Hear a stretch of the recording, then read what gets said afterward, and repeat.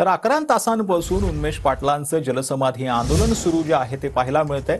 नारपार या योजनेसाठी गिरणा नदीपात्रात जलसमाधी आंदोलन जे आहे ते करत आहेत। जळगावच्या चाळीसगाव तालुक्यातील गिरणा नदीपात्रात हे आंदोलन सुरू आहे। योजनेला प्रशासकीय मान्यता मिळेपर्यंत आंदोलन सुरूच राहणार असल्याचे यावेळेला उन्मेष पाटील यांनी सांगितले। दादा काय सांगाल, गेल्या 11 तासापासून आपण या ठिकाणी स्वतःहून पाण्यामध्ये बसून नदीपात्रामध्ये आंदोलन करतात काय? मूळ जे आमचं गिरणा खोरं आहे हे अतितुटीचं खोरं आहे की ज्या गिरणा डॅमला गेल्या 54 वर्षामध्ये फक्त 12 ते 13 वेळेसच पूर्ण क्षमतेने भरलं।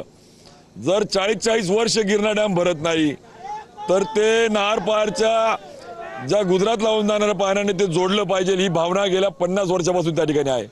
परंतु दुर्दैवाने नारपारचं आमच्या हक्काचं महाराष्ट्राचं नारपारचं पाणी जे गिरणा खोऱ्यामध्ये आलं पाहिजे ते मात्र गुजरातला देण्याचा घाट हे राज्य सरकार घालतंय।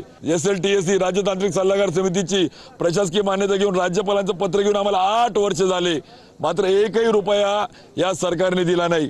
आणि म्हणून आम्हाला ते नकोय खोटी पत्र तुमची, नकोय ती खोटी आश्वासन आमची।